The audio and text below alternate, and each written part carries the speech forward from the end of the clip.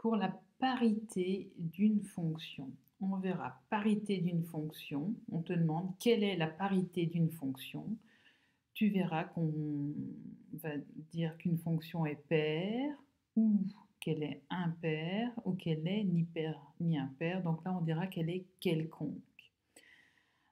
Donc, on te rappelle ici, on te dit qu'un ensemble grand D qui est inclus dans l'ensemble des réels, cet ensemble, il va être symétrique par rapport à 0 si et seulement si, dès que tu prends un élément dans l'ensemble D, son opposé va aussi appartenir à D. Ça veut dire, si X appartient à D, ton ensemble D, il est symétrique par rapport à 0, ça veut dire que l'opposé de X, moins X, il appartient aussi à D. Alors, pour cette histoire d'ensemble symétrique, donc par exemple, ici, si tu regardes bien, quand je fais bouger la valeur de l'abscisse du point M, je constate que le point N, je l'ai fait de telle façon à ce que l'abscisse du point M et l'abscisse du point N, elles sont opposées. L'abscisse du point M et l'abscisse du point N sont opposées. D'accord ? Et là, on constate que l'ordonnée du point M va être égale à l'ordonnée du point N. Donc, on se rend compte qu'ici, sur ce graphique-là, on a des points M et N dont les abscisses sont opposées. Peut-être mettre plus simple, c'est que je mette 2. Donc, l'abscisse de M vaut moins 2, l'abscisse de N vaut 2.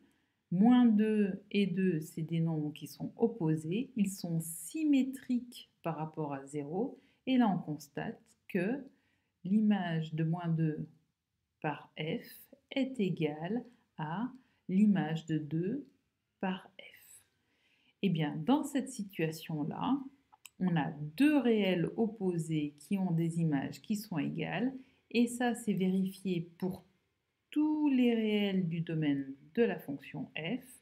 La fonction f qui est ici, j'ai oublié de te le dire, mais en fait, j'ai n qui est égal à 2, f de x est égal à x exposant n, avec n égal à 2, donc en fait, tu as reconnu, c'est la parabole d'équation y égale x au carré. Eh bien, en fait, cette fonction-là, on va dire qu'elle est paire parce que son graphique est symétrique par rapport à l'axe des ordonnées, par rapport à la droite d'équation x égale à 0. Cette fonction, elle est paire, quel que soit x dans le domaine de f. L'opposé de x est aussi dans le domaine de f, puisque le domaine de ta fonction, c'est R en entier. Donc, ton domaine, il est bien symétrique par rapport à 0, et l'image par f de moins x est égale à l'image par f de x. On est dans la situation où une fonction est paire. La fonction qui a x associe x au carré, elle est paire. Son graphique est symétrique par rapport à l'axe des ordonnées. Ok ? Le graphique d'une fonction paire est symétrique par rapport à l'axe des ordonnées. Si je pouvais plier mon écran suivant l'axe des ordonnées, le point M se superposerait exactement sur le point N et réciproquement.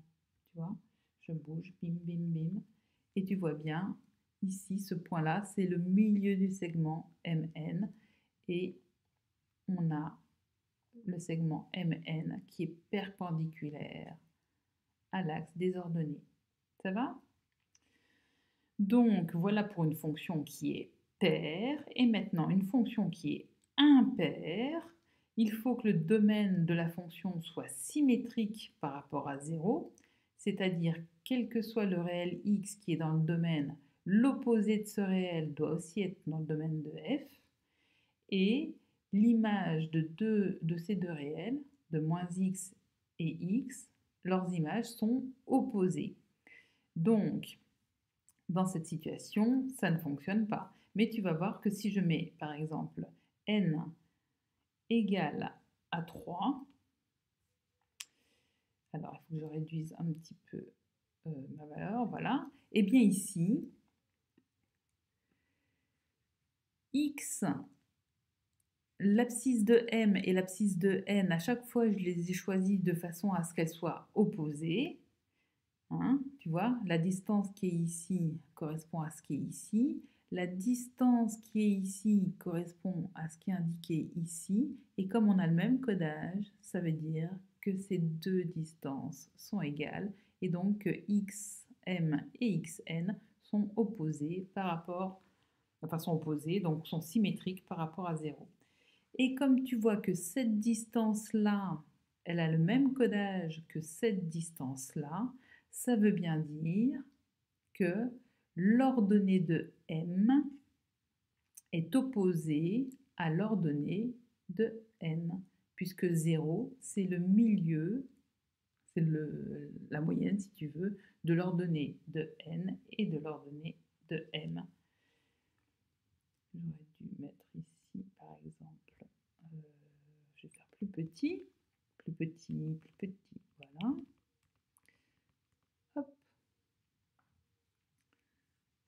Voilà.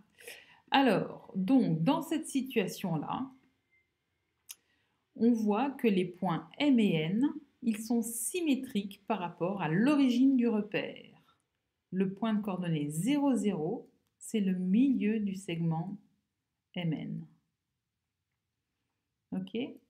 Et ça, c'est logique puisque XM et XN sont opposés et YM et YN, ces deux réels, sont opposés aussi. Et donc, on a une fonction qui est impaire quand elle vérifie ces deux conditions pour toutes les valeurs x de son domaine. Et graphiquement, on voit que cette fonction, elle est impaire si son graphique, il est symétrique par rapport à l'origine du repère. Donc, dès que tu as un point M de coordonnées xm, ym qui appartient au graphique de f, tu dois vérifier, si ta fonction est impaire, que le point N, qui a pour coordonnées l'opposé de l'abscisse de M et l'opposé de l'ordonnée de M, il doit appartenir au graphique de ta fonction.